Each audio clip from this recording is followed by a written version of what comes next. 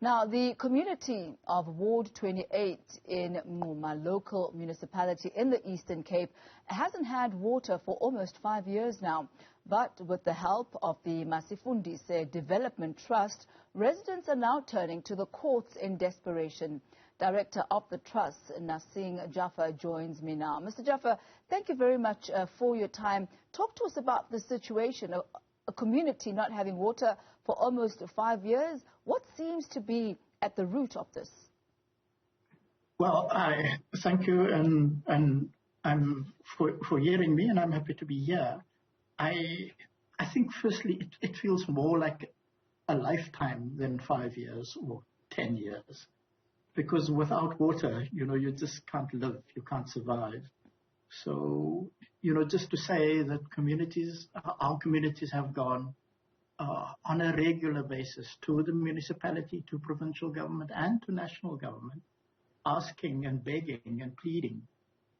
But there just seem to have been no interest and no concern.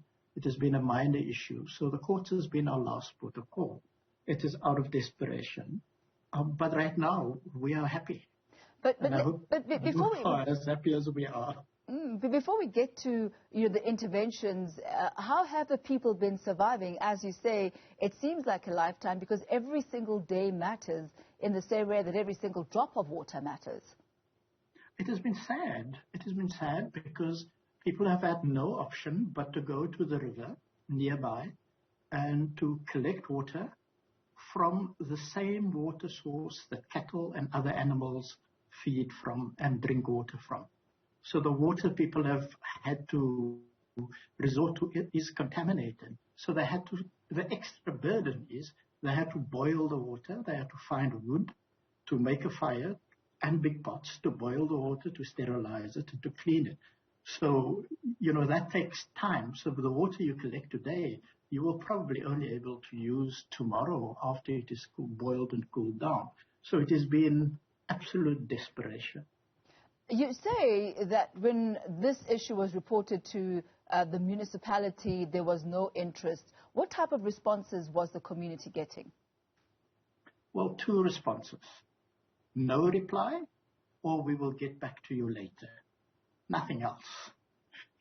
So there was no interest in real terms. There was nothing that people could go on. There were promises, we will get back to you, but those promises were never lived up to. So it just tells us that there is inefficiency and incompetence and a lack of interest, even from the national department side. So it speaks a lot about the concern that our government at all levels have.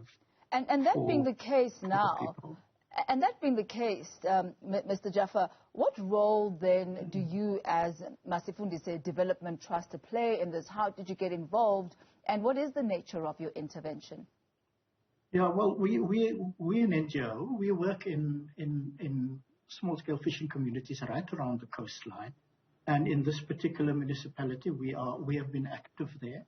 And our communities have brought this issue to the fore.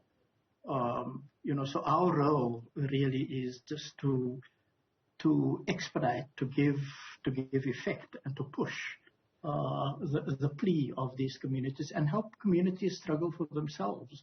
So this isn't the Masifundise call. This is actually the call of the people in the municipality, and it is their action that has led us to this particular court instance.